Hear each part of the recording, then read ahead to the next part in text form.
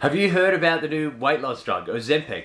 Today I want to talk about a short-term approach that might work. We don't want to do long-term approaches. Who wants to be dependent on a drug, right? So let's talk about what the key issue with it is and other weight loss surgeries and things like that. And then some of the ways that might be a good way of doing it.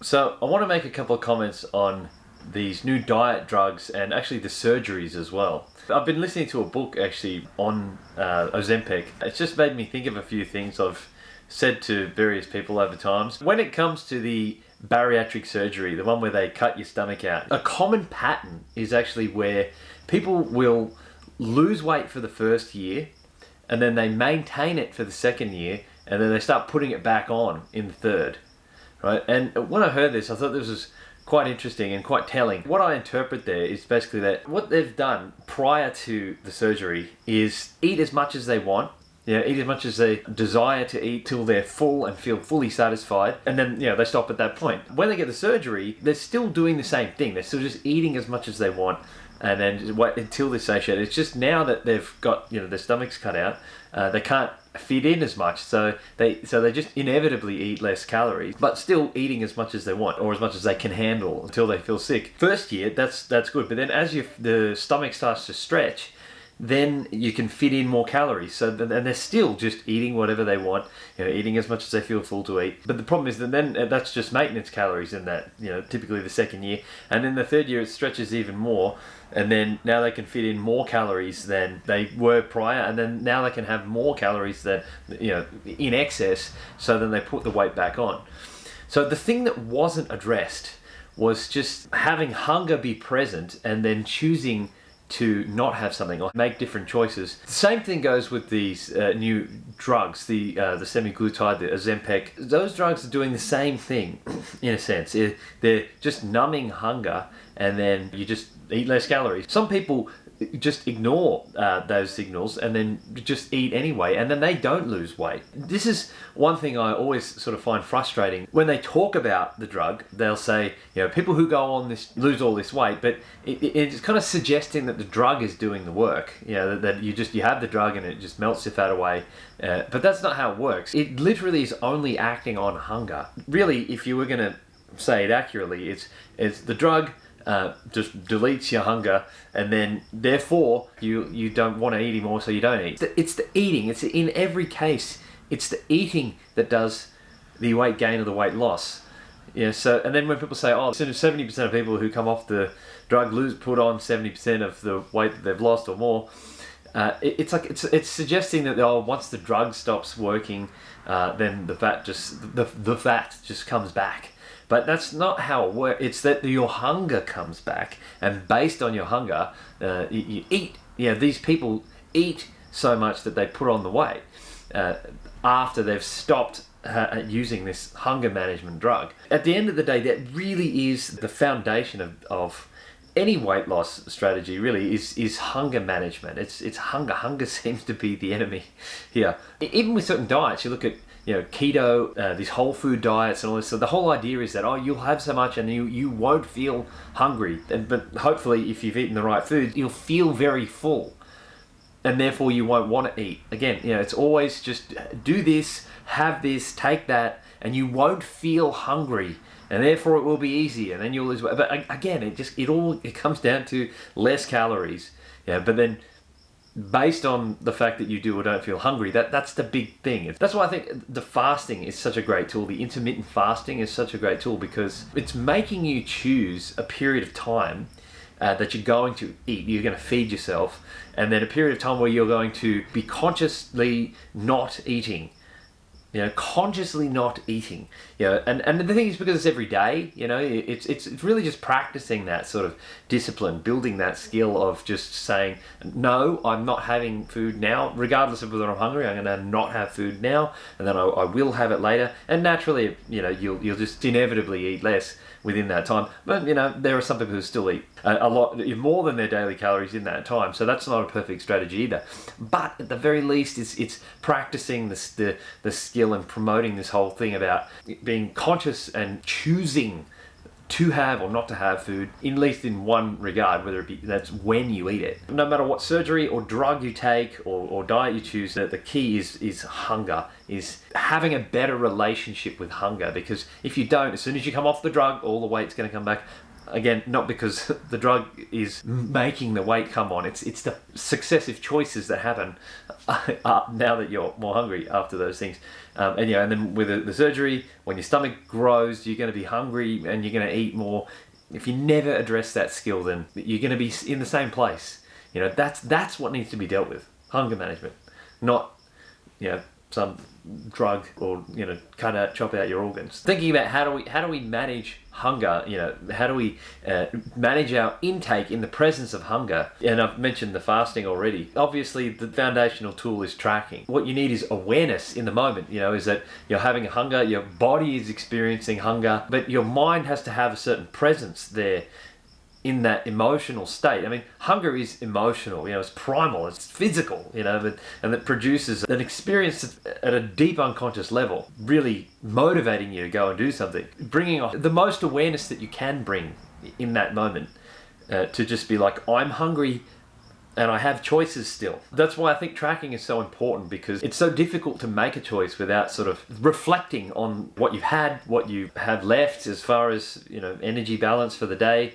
So, I mean, it's hard to make choices if you're not being conscious. And when you're tracking, you're being as conscious as you can be about what you're eating. You cannot maintain perfect consciousness 24/7. Eating and hunger is percolating in our systems all the time, regulated at such a sort of deep brainstem level. You're not choosing your hunger. A lot of it is in a primal drive. When you first start tracking, it's hard to remember to do it even, So, but then when you do it more often and it just becomes more of a sort of a habit, it's just what you do, then it promotes a sense of consciousness and awareness around food, because you're always kind of thinking about it, Before, you just eat whatever you want and you try and eat well, but you try and reduce your foods, but you're barely paying attention to it. You're just having whatever you're driven to have. But then because you have to sort of take that moment to think, what am I having? How much am I having? What is it? You look at the nutritional label, you have a think about it. We just do the best that we can in terms of being conscious and aware. And you're always going to fall short of perfect awareness and consciousness, unless you're becoming, OCD about it, which some people do. But that's probably not sustainable either. So, I mean, we just want to sort of bring as much quality awareness, not anxious awareness. That's not good. You're just creating new problems. But, bringing positive awareness to it. Tracking isn't a perfect thing, and the purpose of it isn't to perfectly know how many calories you've had or whatever, but it's just to promote consciousness and awareness, and it gains momentum. It's something that you've got the intention of becoming more conscious and aware, and as you do it more, then you start to enjoy knowing what you're eating, and then want to do it more. And if you don't, if you're not wanting to do it more, then you're probably not going to do it more.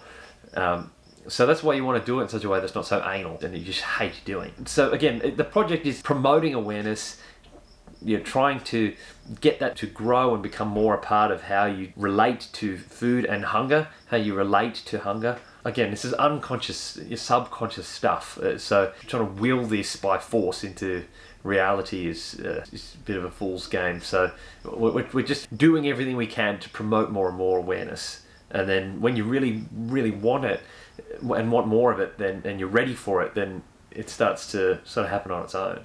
I've only just started listening to this book, and I'm probably about a couple of hours in, and I'm not demonizing it completely, and neither is the author, but there's a risk profile to it, so if someone is just significantly overweight and their health is extremely compromised by that, and they've just not been able to manage it in any other way. There are risks to taking the drug. Really, it's which risk is worse, staying overweight, which just doesn't seem to be changing, or losing the weight. Once they bring their weight down, those health factors, everything about them, their health is going to improve. It was worth the risk then, I guess, if they don't have any of the side effects that come with it. But then if someone's sort of just trying to lose 5 or 10 kilos, then the risks might not outweigh the benefits, because they're not going to gain that much from having lost that much weight. So the gains are huge for people who've got a lot of weight to lose versus the risks. But I mean, it would be foolish to say that there are no risks and that there's no downside to it. So it's just is the upside it's more significant than the downside. The problem is a lot of people who will end up using it probably will just use it when they don't need to, and the risks probably don't outweigh the benefit. Well, 15 to 20 kilos is pretty significant, I think. Is on the significant side as far as health is concerned. All your risks for heart attacks and stroke and all those. So I'm not entirely sure about this, but one thing I have been thinking is, from what my research so far, and thinking about it from a psychological point of view, it might be helpful for people, assuming they don't get any of the horrible risk factors, you can get pancreatitis and gut issues, and there are some weird things that happen to people, and apparently that's rare. I don't know how true all that is, but regardless, there's a lot of people who are using it, and a lot of people seem to be fine. But if someone's in a real toxic relationship with food, they're using it for their emotional management, constantly comfort eating and emotionally eating, and they just can't seem to get out of that cycle. If they just feel like they cannot manage it, they cannot stop, then it might be good to sort of just get them a break from it all. When someone is addicted to food, they can have all their chemistry, their internal chemistry is kind of synchronized with all the junk food that they eat, and it's kind of got them in a bit of a funny way. So that can be really difficult to manage.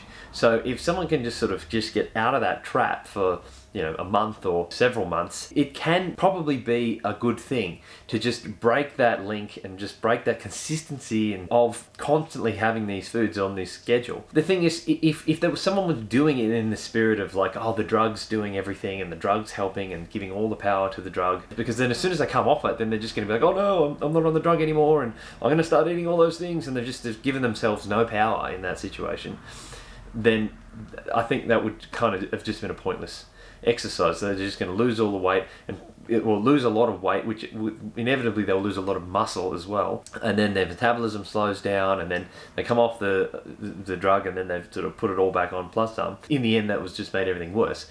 But I think in conjunction with some good coaching, good guidance and help, that they would use it in conjunction with that, and then they could actually find that it could be a good tool to just break the cycle and get them into a new place, and then be very conscious of the fact that of coming off it. I mean, you don't want to be on this sort of thing for the rest of your life. Everything has side effects, so whatever they might be, you want to avoid them as much as possible, and you don't want to be so dependent on a drug, like.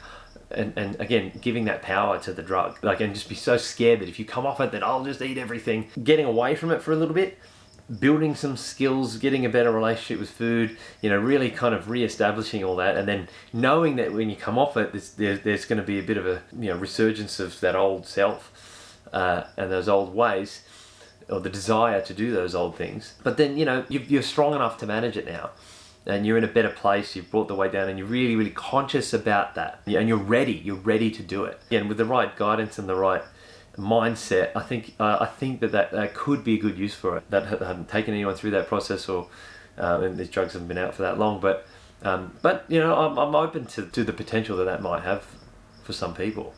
So over the next 5 to 10 years, you're going to see a lot more people taking these drugs. You're going to hear doctors recommending them to a lot of people and doing all that. So it's going to be really interesting to see how all that unfolds in society, and I'm also interested to see how all that happens. So it's good to embrace this as much as we can, because it's coming whether we like it or not. And if that's something that you think you might like, an approach that you might like to take with it, then I do offer weight loss coaching, and would be more than happy to help guide someone through that process, because I do think that could help for some people in the right circumstances. So if you think you might be interested in doing it in such a way where you are bringing consciousness to what you're doing just for a short period of time, breaking the cycle, getting out of it, but then building those psychological, emotional skills and bringing the right mindset to it, so where you can get off it, and then you're actually empowered in that place, and empowered to be not dependent on on this drug for the rest of your life. Seeing it as a short-term approach rather than this sort of forever approach as what it is actually being promoted as.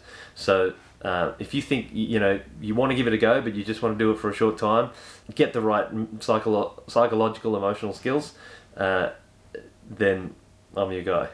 Okay, so the link's down below, and that'll take you to the weight loss coaching page where you can get more information, and just contact us for anything you might want to know. If you enjoyed that, like, subscribe, and remember, keep following along, because you won't get information like this anywhere else.